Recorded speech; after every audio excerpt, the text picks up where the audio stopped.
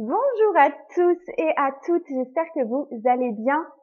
Euh, Ces temps-ci sur YouTube, j'ai énormément parlé de tout ce qui était les traumatismes qu'on portait en lien avec nos ancêtres, avec notre arbre familial.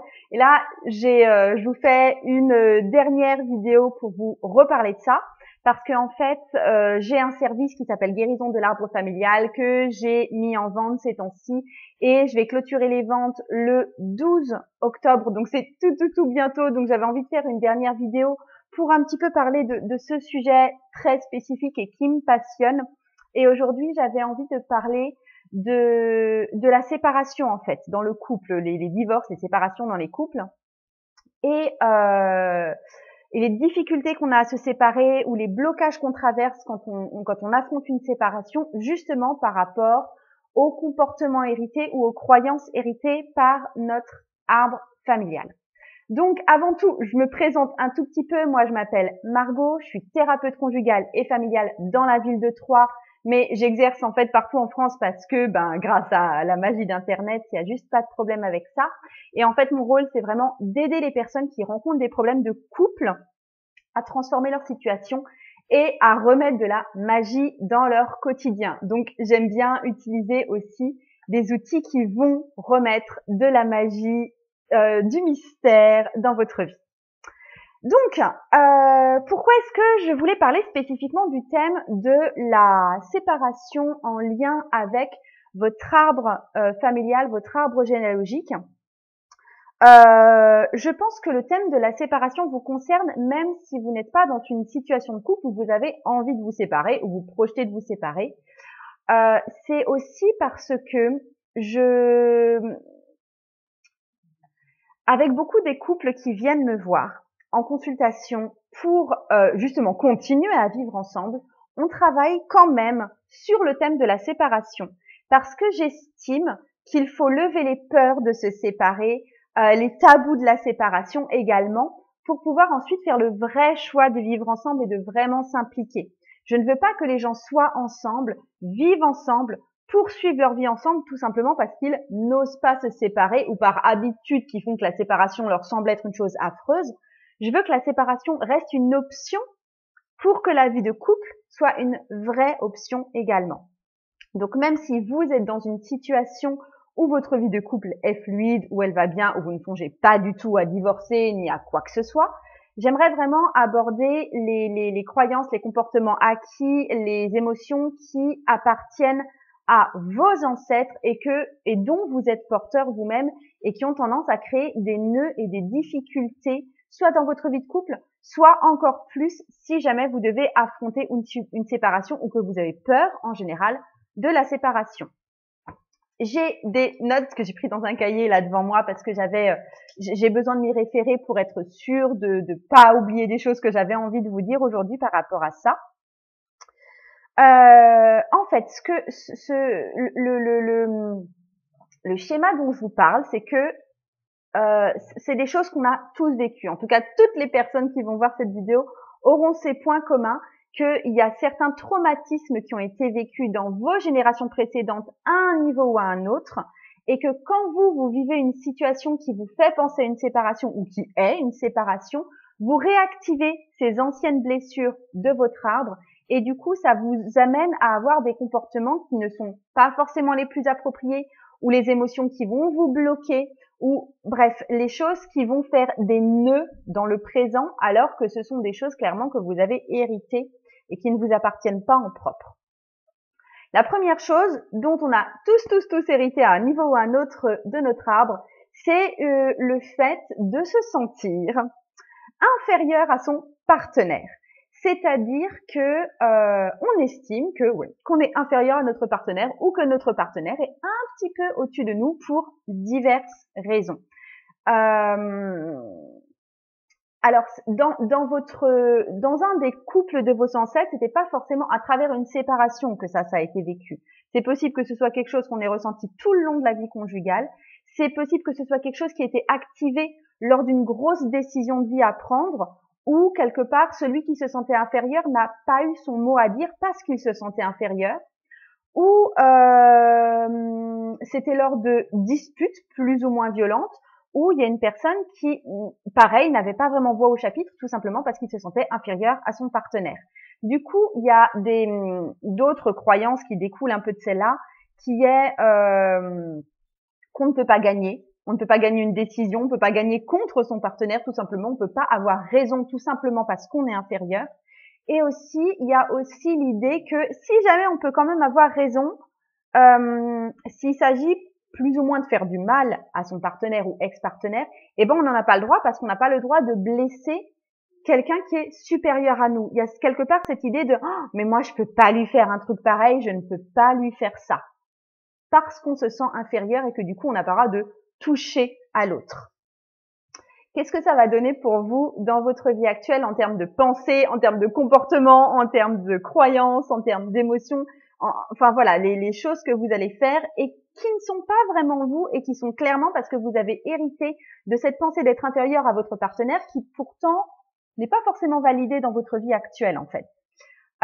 C'est déjà qu'il est absolument crucial dans votre vie, dans votre séparation, dans vos disputes avec votre conjoint, de laisser de la place à votre partenaire, de respecter votre partenaire, de lui faire peut-être plus de place dans la vie que vous n'en avez vous-même, de mettre plus de respect en place que vous n'en avez pour vous-même. Et ça, c'est crucial. C'est la clé de voûte de votre couple ou de votre séparation, c'est que il est absolument crucial de respecter votre partenaire à travers ce processus, bien plus que vous ne vous respectez vous-même. Je dis pas qu'il faut pas respecter votre partenaire, hein, au contraire. Mais je veux dire, là, il y a une espèce de déséquilibre qui se crée. Son intégrité à lui ou à elle doit être plus préservée que la vôtre, quelque part. Qu'est-ce que ça crée aussi? Ça crée la pensée que on est incohérent ou fou à partir du moment où on va s'opposer à son partenaire. C'est-à-dire si on se met à avoir des opinions à nous, si on se met à suivre des décisions sans forcément consulter notre partenaire ou des décisions qui ne sont pas en accord avec notre partenaire ou carrément la décision d'une séparation ou la pensée d'une séparation, eh ben on se met soi-même à se traiter de fou, où on se dit qu'on est incohérent parce qu'on se dit ce n'est pas possible, de toute façon je suis inférieur à cette personne-là, qui je suis pour avoir une opinion divergente de la sienne, qui je suis pour vouloir me séparer de cette personne-là qui est supérieure à moi. Et ça bloque la séparation fatalement, et ça la bloque dans quelque chose qui est profondément malsain parce que là on reste pas par amour, hein, on reste parce qu'on est bloqué. Autre chose que ça amène, c'est que on se dit, ça va même plus loin que le fait de se trouver incohérent, c'est qu'on se dit qu'on est cassé, c'est qu'on se dit qu'on est détérioré, qu'on est dysfonctionnel. On se dit punaise, il y a quelque chose qui va pas chez moi. Moi, petit et inférieur face à cet être suprême, j'exagère, hein. Je veux m'en séparer. Punaise, c'est que vraiment, je dois être un peu détérioré, ouais, il y a de ça, d'être cassé, oui, j'avais le mot dysfonctionnel qui montait, mais c'est bien ça. Donc voilà tout ce que vous pouvez mettre en place comme comportement ou comme pensée dans votre quotidien quand votre émotion d'ancêtre, quelque part, qui est de se sentir inférieur à son partenaire, est réactivée par ce qui se passe dans votre quotidien. La deuxième chose dont je voulais vous parler, le deuxième cristallisation au niveau des ancêtres que vous portez sans doute, c'est que une idée qui tourne autour de l'argent. En fait, je pense que à un moment ou un autre dans votre généalogie, il y a des ancêtres chez vous qui ont eu un problème financier. C'est rare de trouver des familles où il n'y aura pas de problème financier du tout dans toutes les générations, et des problèmes de couple en parallèle. Et le fait qu'on se dise, on arrivera à être heureux en couple quand on aura réglé nos problèmes financiers. En gros, le couple doit être solidaire face aux dettes ou face aux problèmes. Et du coup, on se dit que ce n'est pas le couple qui est le problème, mais c'est l'argent qui est le problème. Et que quand on aura résolu les problèmes d'argent, le couple ira forcément beaucoup mieux et on sera enfin heureux autant que couple. Donc, on évite, ce que ça crée en fait, c'est qu'on évite de se focaliser sur les problèmes du couple, on évite de régler le problème de couple, on évite de se séparer, tout simplement parce qu'on se dit, bah tout ça c'est la faute à l'argent, on reste ensemble à cause de l'argent, ou on ne sera heureux que quand on n'aura plus de problème d'argent. Qu'est-ce que ça crée ça chez vous? C'est que déjà vous allez trouver des arguments pour rester ensemble alors que vous avez envie de vous séparer, et souvent vous avez envie de vous séparer tous les deux, mais vous allez trouver des arguments qui ne sont pas des arguments d'amour, qui sont des arguments monétaires ou matériels. Type les enfants, type les comptes en banque, type la maison. Mais en gros, vous allez reporter vos arguments, vos conflits, vos raisons de rester ensemble, pas sur le champ amoureux et de la cohabitation, mais sur le champ monétaire, financier, matériel. Et vous allez vous attacher à ça en disant que c'est pour ça que vous restez ensemble. Mais est-ce que ça vaut vraiment le coup de rester ensemble pour ça? Je veux dire, je pense qu'il y a une partie de vous qui sait très bien que si vous voulez vraiment être heureuse, il faut pas juste rester en couple pour l'argent. Mais il y a une partie beaucoup plus ancestrale chez vous qui vient de votre famille, qui est complètement héritée, qui dit si, on reste ensemble avant tout pour l'argent, et de toute façon, dès qu'on aura réglé ces problèmes d'argent, bah, le couple ira vachement beaucoup mieux. Ensuite, qu'est-ce que ça crée encore, cette idée-là que de toute façon le couple sera heureux dès qu'on aura réglé les problèmes financiers? C'est que vous acceptez que le conjoint qui rapporte le plus d'argent ou qui va régler les problèmes financiers, eh ben, vous acceptez une certaine arrogance de sa part. Soit c'est vous, et dans ce cas-là, vous vous permettez d'être assez arrogant, d'être assez écrasant et de considérer que l'autre vous doit peut-être quelque chose. Ou alors, vous subissez un conjoint qui a quelque chose d'arrogant tout simplement parce qu'il ramène la plus grande part des revenus ou il a la capacité de régler les problèmes d'argent. Parce que effectivement, les problèmes financiers vont à ce moment-là se fondre avec les problèmes conjugaux ou l'envie de séparation. Et qu'est-ce qu'il y a encore comme autre peur? Mais ça, c'est très très fréquent, mais ça vient effectivement aussi de notre héritage familial. C'est tout simplement la peur non seulement d'être abandonné en tant qu'être humain, affectivement parlant, mais c'est la peur d'être abandonné aussi financièrement, de ne pas pouvoir s'en sortir, d'avoir peur qu'on nous coupe les vivres d'un certain côté. C'est aussi des peurs financières qui sont liées à la solidarité financière de nos ancêtres auparavant. Il y a aussi quelque chose que je voulais ajouter, c'est que en fait, il y a autour de tout ça, il y a un phénomène d'attente qui se crée, l'attente que les finances aillent mieux. Pour une raison ou pour une autre, hein. Soit il s'agit de trouver du travail, soit il s'agit de régler des dettes, soit il s'agit juste de mettre de l'argent de côté. Mais en gros, on attend que les finances aillent mieux pour deux choses. Soit on attend que les finances aillent mieux pour dire que waouh, maintenant le couple va beaucoup mieux, une fois que les finances vont mieux. Ou alors on se dit, on attend que les finances vont mieux, aillent mieux pour pouvoir enfin se séparer. Ça ne marche pas. Ça ne marche jamais. Si vous attendez que les finances aillent mieux pour que votre couple aille bien, c'est complètement détourner le problème. C'est ne pas vouloir fouiller dans vos problèmes de couple. C'est ne pas vouloir régler vos problèmes de couple et penser que tous vos problèmes viennent de l'argent. Je suis sûre que vous avez traversé, peut-être vous-même ou vous en avez vu autour de vous, des couples dans la dèche monstrueuse, des couples d'étudiants qui avaient du mal à joindre les deux bouts, qui travaillaient en plus de leurs études et qui n'avaient pas de quoi se payer autre chose que des pâtes tous les soirs de la semaine. Et qui étaient amoureux dingues et leur couple marchait hyper bien. L'argent ne conditionne pas l'amour. Du tout. Par contre, si vous êtes persuadé que votre couple ira mieux une fois que vous aurez rétabli votre situation financière, la mauvaise nouvelle, c'est que vous avez tellement peur de regarder dans votre vie de couple que votre situation financière, vous allez faire en sorte de jamais vraiment la régler. Et elle va se perpétuer comme elle est. L'autre chose, si vous attendez que votre situation financière s'améliore pour pouvoir enfin vous séparer, la mauvaise nouvelle, c'est que ça aura exactement les mêmes effets. C'est-à-dire que vous avez du mal à affronter votre situation et que vous ferez en sorte que vos problèmes financiers perdurent pour éviter de vous séparer. Moi, je vous demande là de vous déplacer et de vous remettre votre nez dans vos problèmes de couple si vous voulez les régler, ou dans votre séparation si vous voulez vous séparer, mais de ne pas attendre que le côté financier se rétablisse parce que c'est un blocage. Et la mauvaise nouvelle, c'est que la situation financière ne se rétablira pas parce que c'est confortable de se dire, c'est confortable de se dire, ah là là, j'ai des problèmes financiers, du coup, je ne peux pas me séparer. Et de maintenir cet équilibre-là, parce que c'est quand même une forme d'équilibre, même si vous le trouvez malheureux, même si vous le trouvez inconfortable. C'est une forme d'équilibre et on a toujours tendance à conserver ce type d'équilibre. Je passe à la suivante, parce que là, j'ai l'impression de soulever des gros lièvres, on va dire, de lever des gros lièvres. L'autre chose que vous avez hérité de vos ancêtres, peut-être de plusieurs ancêtres sur plusieurs générations, c'est le fait de se trouver imparfait, de se trouver plein de défauts.